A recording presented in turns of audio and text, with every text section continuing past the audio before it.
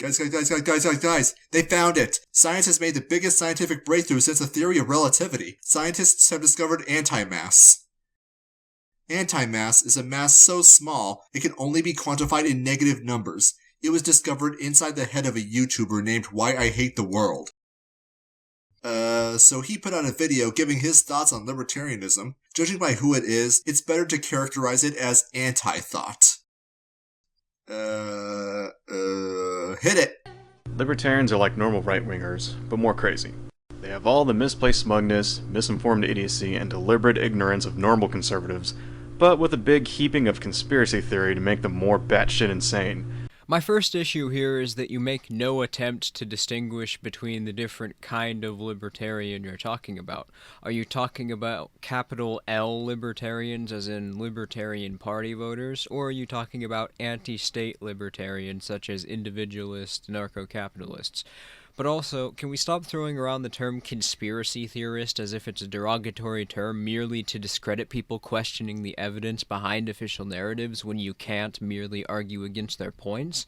Yes, some of them, like David Icke and his reptilian theory, are stupid, but what about the Kennedy assassination? What about 9/11, MKUltra, Operation North Woods? Things where the official narrative were proven to be incorrect, or there were so many holes in the narrative that it would take an idiot not to question them? You start out this video with the Libertarian Party logo. The Libertarian Party represents libertarianism like the Democratic People's Republic of Korea, aka North Korea, is democratic, belonging to the people, or a republic. The only people you're going to convince about libertarianism with this video are going to be as equally ignorant as you. Also, that thing with the reptilians is completely true. Libertarians want to cut out social programs, but they also want to cut things like the Food and Drug Administration, the Department of Education, the Department of Agriculture, to name a few. Why not? Don't you? These agencies are wildly corrupt in the best case scenario. The welfare state has done immeasurable damage, particularly to black communities. Mothers actually get more money from the government for not having a husband, despite the damage single motherhood does to children. It's insidious child abuse being sponsored by the priesthood of statism, all because politicians need votes. But don't take my word for it. I'll have those niggers voting Democratic for the next 200 years. Libertarians and conservatives are not the same. Conservatives support using the government to establish monopolization, such as using stimulus packages for the stock market, bailing out failing businesses, subsidizing corporations, giving tax incentives to socially engineered desired behaviors, or creating synthetically low interest rates, all of which are things which libertarians are staunchly opposed to because libertarians want a free market, not one where coercion is used to establish state monopolies or to create favoritism for certain markets. Also, don't even get me started on the FDA, as there are independent private examiners who actually have an incentive to give proper reviews and examination due to competition. There are thousands of them even right now. Even before the FDA, companies would have private reviews of their products because quality assurance is good for marketing.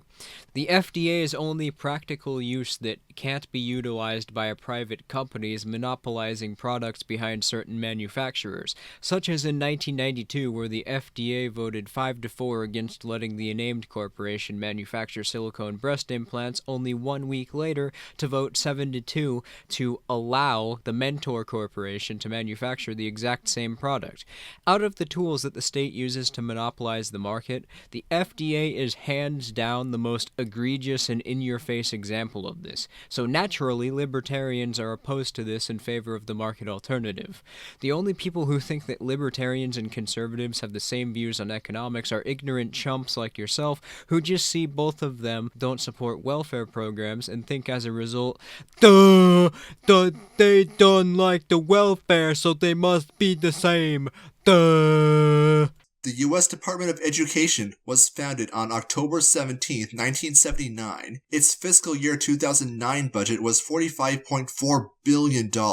With that money, U.S. students must be the best and the brightest. Nope. In 2009, out of 33 Western countries ranked, the US is 22nd in science, 27th in math, and frickin' dead last, 33rd in reading. This despite spending more per student than every other Western country measured, save Switzerland. So clearly, if your goal is educating kids, The Department of Education is not how you do it. In the Department of Agriculture, one of the unsung villains in the United States government's blatant disregard for free markets and capitalism, the government offers to pay for crops per bushel or per pound at prices higher than the market will pay for. This incentivizes overproduction, and as a result, governments creates programs to store and or dispose of this surplus. For example, peanut farmers in 2015 were paid the difference in reference price of $535 per ton versus the market price of $400 per ton of peanuts. This is a huge government subsidy to peanut farmers. The Congressional Budget Office in that year estimated subsidy payments to peanut farmers to be between $960 million and $1.9 billion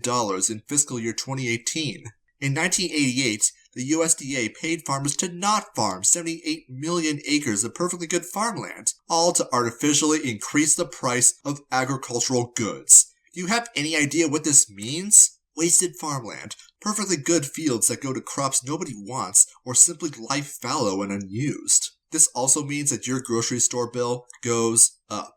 The priesthood of statism needs agricultural lobby campaign donations, super important to the future freedom and prosperity of our civilization.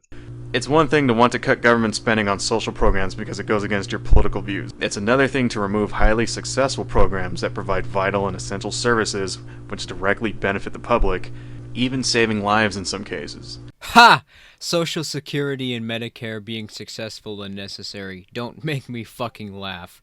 Social Security is literally just a Ponzi scheme, except in a normal Ponzi scheme it's your fault since you were the one who got scammed out of your money, while here it's taken from you against your will. First of all, it's an inherently unsustainable system, as all social welfare programs are, because they end up taking away any and all incentive for people to work, as evidenced by the fact that the majority of welfare recipients are work eligible, and the more people who receive benefits there are, the higher the government has to raise the tax rate. This is why the state has to keep raising the tax rate in direct response to the beneficiary rate increasing. Not only that, but they've always taxed surpluses, which the state uses to spend on other programs unrelated to Social Security. This isn't even to mention that you could always just go to charity if you actually need help, and there's a direct correlation between the increase of voluntary private social spending and freer markets. So on top of there being no practical use for Social Security other than to spend on nebulous things the state would probably not have us be aware of, well, no, that's pretty much it. As for Medicare and Medicaid are single-handedly responsible for destroying the U.S.'s healthcare industry because it created artificial scarcity of resources which increased prices drastically, and regulations making production more expensive and commodities more difficult to put out to the consumers. That's not even to mention that they have no incentive to actually provide any services since they're guaranteed an income, so they have virtually no marginal utility. And I also love how you just say that these programs are beneficial, yet you never even attempt to explain yourself. Classic passive voice.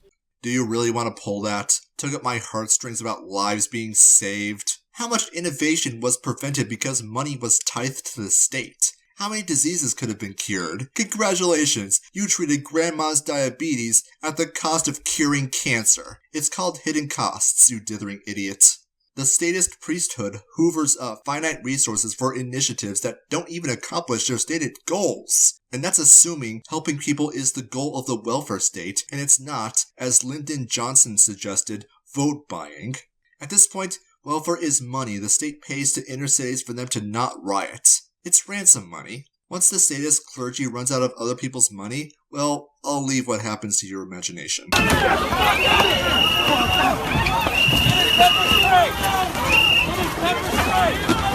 Some of the more wacky libertarian fruitcakes like to claim that any department, service, or agency that is not specifically laid out in the Constitution by the Founding Fathers should be eliminated. Yet these dipshits never seem to apply that morsel of idiocy towards any law enforcement departments, like the FBI, the CIA, the ATF, and so on, nor do they apply towards any kind of military spending.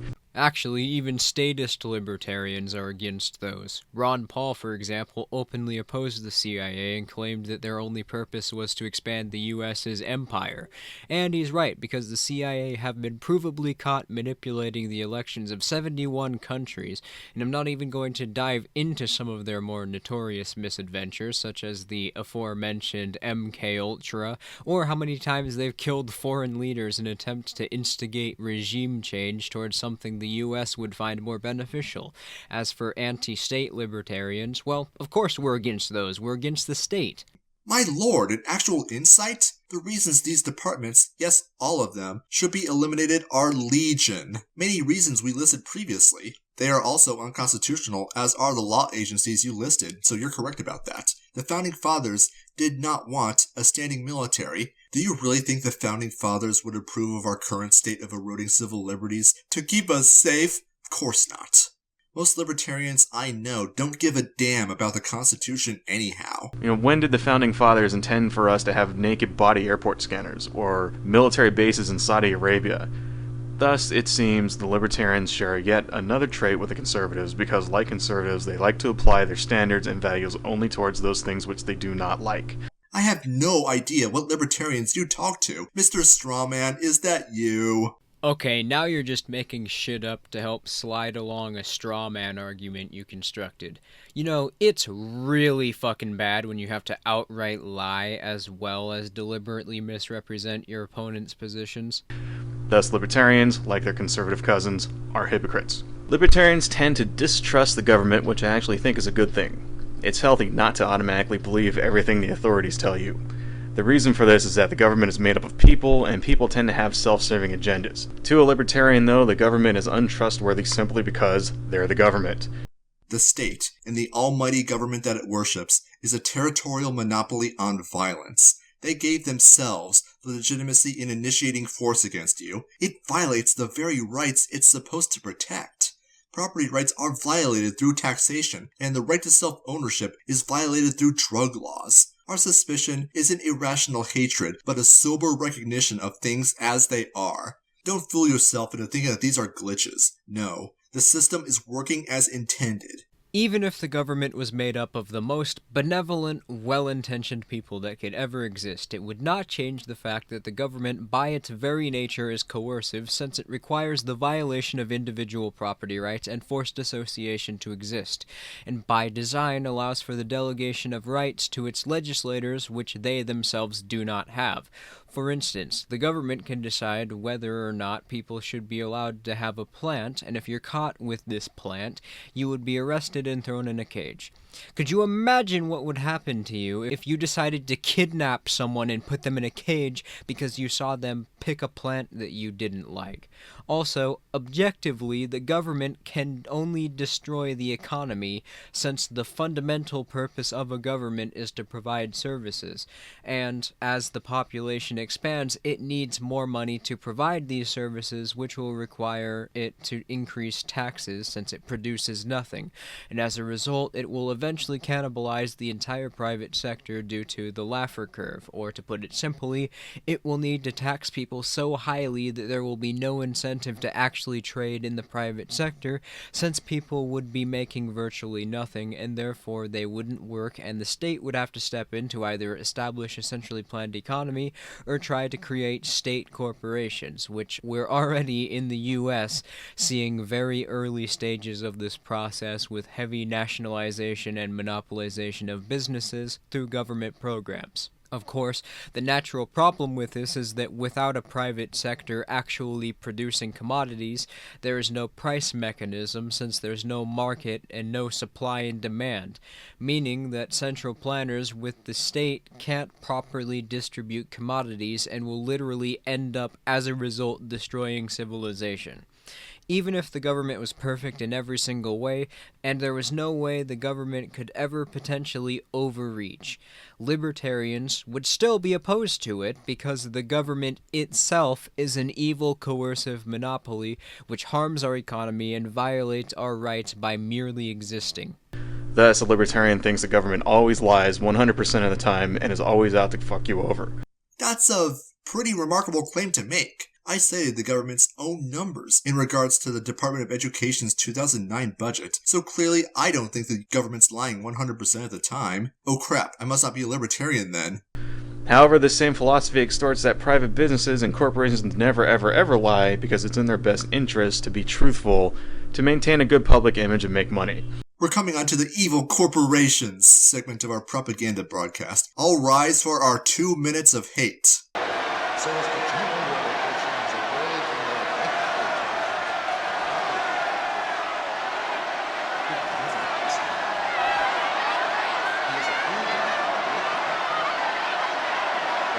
What the hell are you even talking about? Libertarians are the most skeptical of private business. That's why we want the government out of the market, because all government does by entering the market is allow these corporations to take away any incentive they have to compete with each other by being subsidized or lobbying for regulations to kill their competitors. Or, in the case of the FDA, the government can just straight up not allow competitors to enter the market and attempt to shut them down if they try. When it comes to markets, laissez-faire is the only kind of fair that exists. This leads to ridiculous situations where libertarians want to strip away needed government oversight from vital industries that have proven over and over and over again to be unable to regulate themselves. Ah, passive voice. Now you can't have sophistry without it, making bold claims without any citations or substantiation.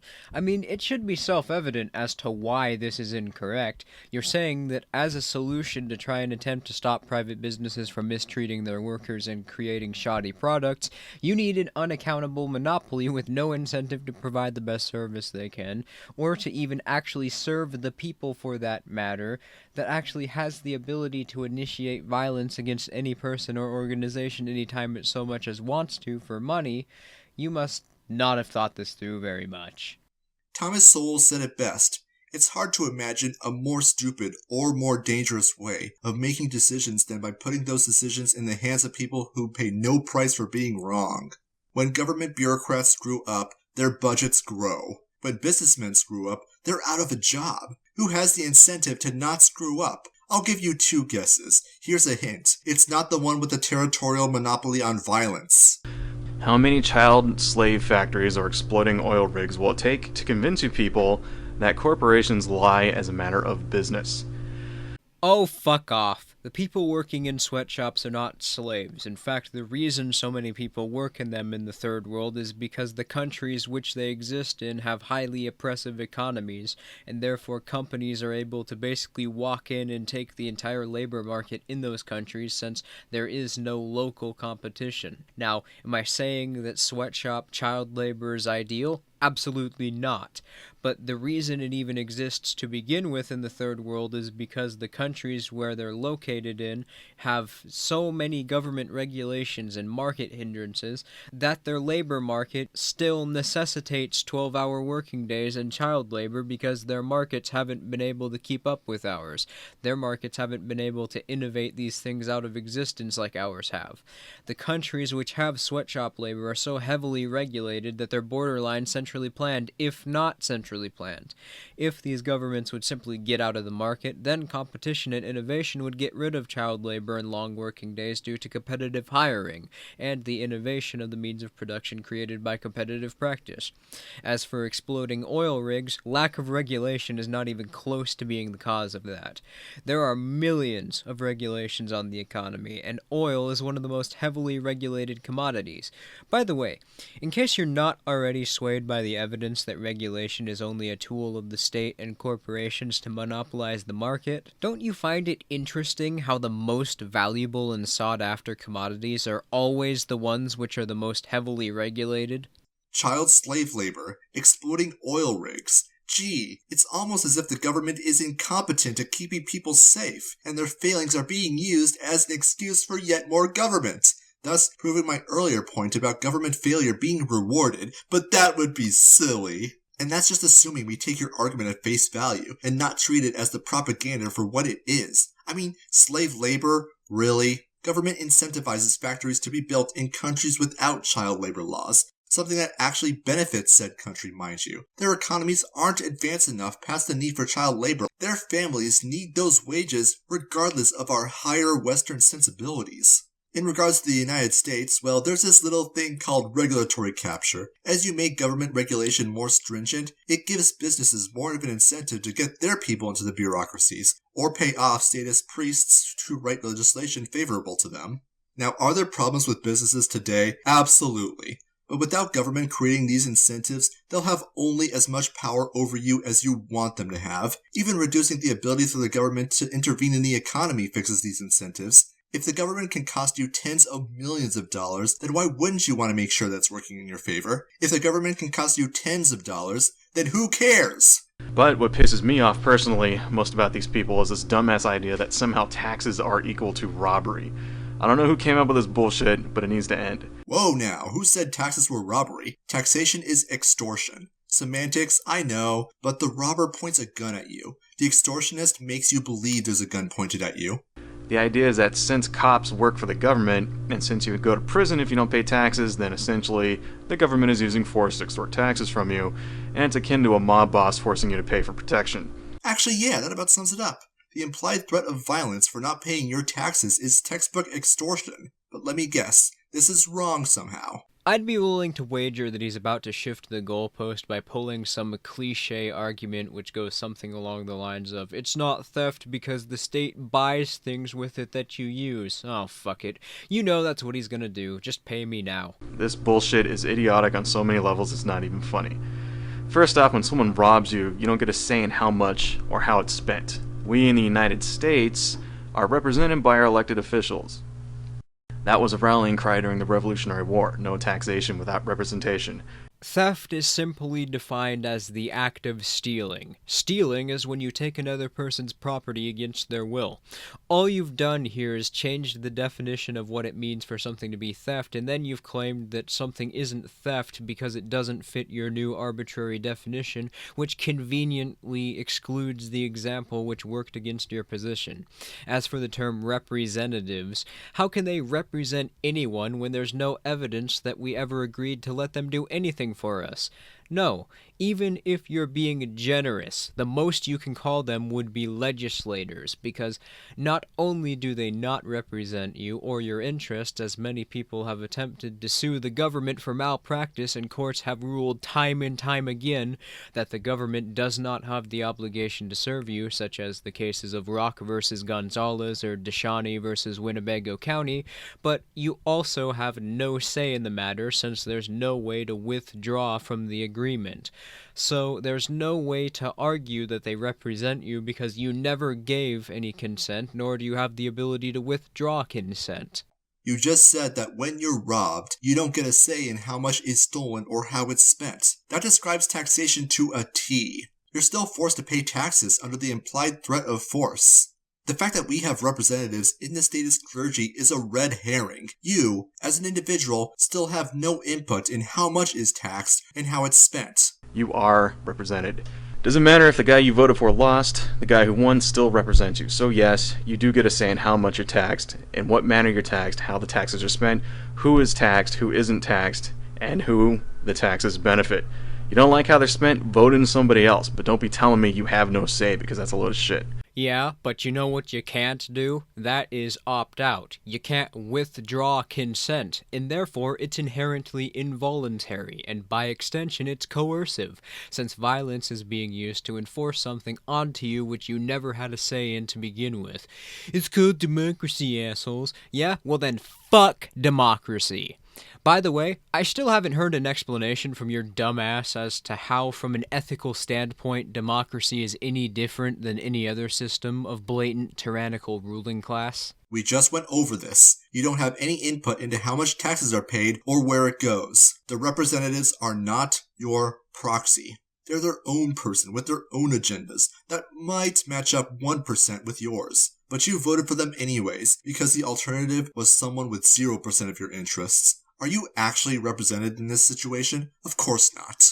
You're also removing the priesthood of statism's agency by blaming the victims of their extortion. Somehow, my inability to get an anarcho-capitalist elected justifies them stealing 30% of my income? Perhaps you consent to being burglarized by living in a high crime neighborhood, or a woman consents to being raped by choosing to walk through a dark alley. No, I don't consent. My interests are not being represented. I don't want to spend decades of my working years for the government. Let's just call it for what it is. Involuntary labor. Taxation is slavery by another name.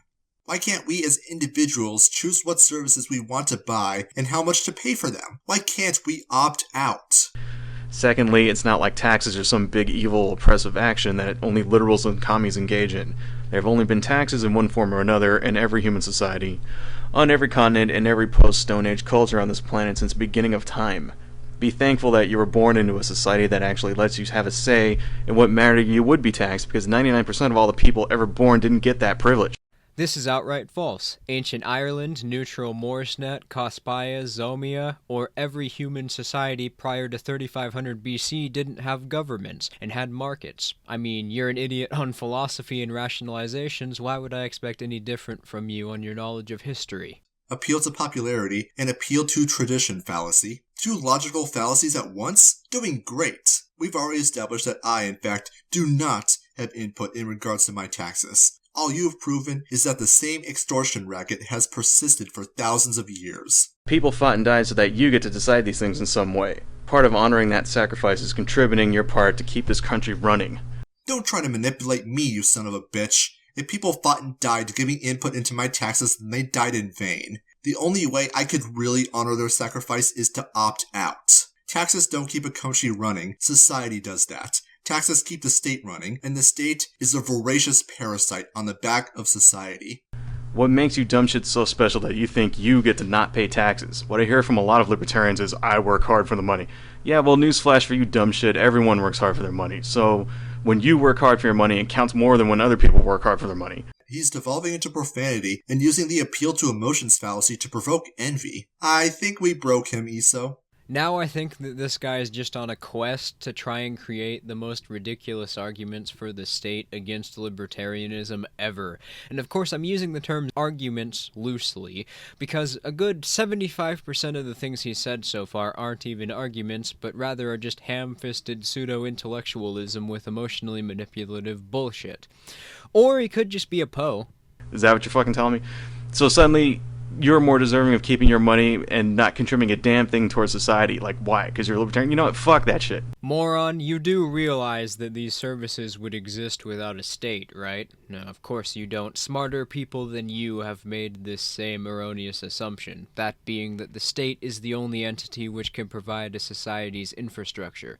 Well, not only is that not true, but as noted before, due to the state's need for increasing taxation to sustain itself, and the fact that taxation in and of itself means that the state does not have any incentive to provide the best quality of service that it can, leaving the state with significantly less marginal utility than a private entity. Not only is the state not necessary, but private corporations can do the same thing for much cheaper, as many already do. Broke windows, we're looking for kicked-in doors. He looks and sounds like a cop. At least it's quiet today. And he and his fellow officers are certainly armed like cops, complete with canines. And when most people hear private security, what do they think? They think mall cop. No mall cops here. They are security officers with SEAL security, and they've been under contract with the subdivision since November. We actually patrol districts and subdivisions like this one, give them a little bit more security for their money. You know what, though? Yeah, it's our money. Some uninterested and uninvolved third party deserving 30-something% of it is ludicrous. That's even assuming that they didn't hinder my earnings through labor laws, licensing, minimum wage, or any number of regulations that hinder employment. It's a very generous assumption. Screw you, government. You don't deserve anything. Plus this persistent fallacy that taxation is contributing to society? No, absolutely not. We've already established that the state is parasitic to society. The fact that you think you need to pay taxes to society tells me you think society is worthless. After all, if it was worth something to you, then you wouldn't consider taxation necessary, as people would pay for it voluntarily. You think society has value? Great! Pay for it. You don't think society is worthless, do you? Do you? You dipshits complain when the social services you depend on are cut like everyone else. I never see you fucking dickheads refusing to take any of the benefits from this thievery. You know, where are the libertarians refusing to collect Social Security, huh? Where are the people out there with their signs going, I don't want Social Security? There aren't any. Where are the libertarians not taking advantage of the GI Bill? Holy shit. I didn't realize that people unironically made this argument. I always just assumed that this was a meme libertarians made up to make fun of statists. So, you're telling me that after this unaccountable monopoly on force steals our money and destroys the economy so that we have a harder time getting our money back, that we're supposed to be thankful because the legislators might be kind enough to hand out subpar services to the ones which we can't afford anymore with the money that they stole from us? Suppose I steal your wallet. I then buy a whole box of donuts with the money in it and give one to you. Is it hypocritical for you to eat the donut and be against my stealing it in the first place? Of course not. It's not hypocritical for libertarians to accept government aid either. The theft should never have taken place. It's perfectly justified of you to take back what was stolen, at least in part. That you would consider this to be hypocrisy says a lot about the level of unthinking that goes on inside that anti-brain of yours. Truth is, libertarians are a bunch of self-important, stuck-up, hypocritical assholes who only give a shit about themselves and hide behind some bullshit philosophy to justify their own greed. Is he talking about libertarians, statists, or baby boomers? I can't tell. No, I think he's just talking about himself, but projecting all of his faults onto his opponents. In real life, a nation run by libertarians would be a corporate dystopia, with a government that provided zero social services and zero protections from an unchecked corporate greed. Fuck that, and fuck libertarians, alright? I'm tired of these dumb fucks acting like their bullshit philosophy has any rational basis in the real world.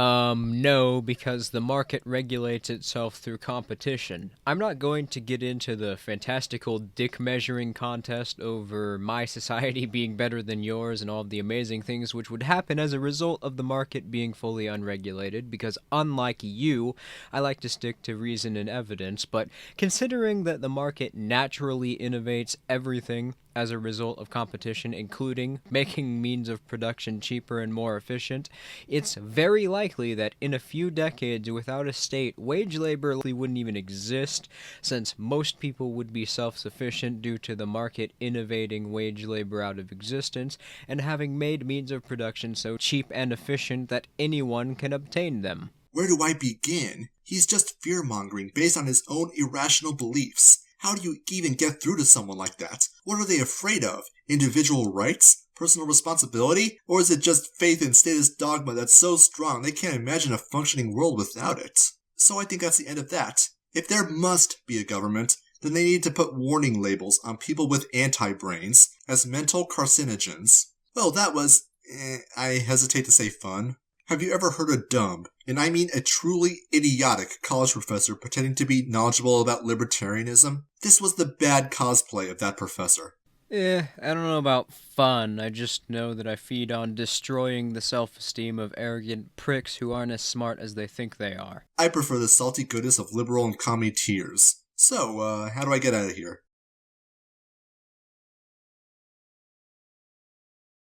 Great, thanks! Check out my channel, Filthy Heretic, for all kinds of weaponized autism. Like, share, and subscribe to become a heretic today. See ya!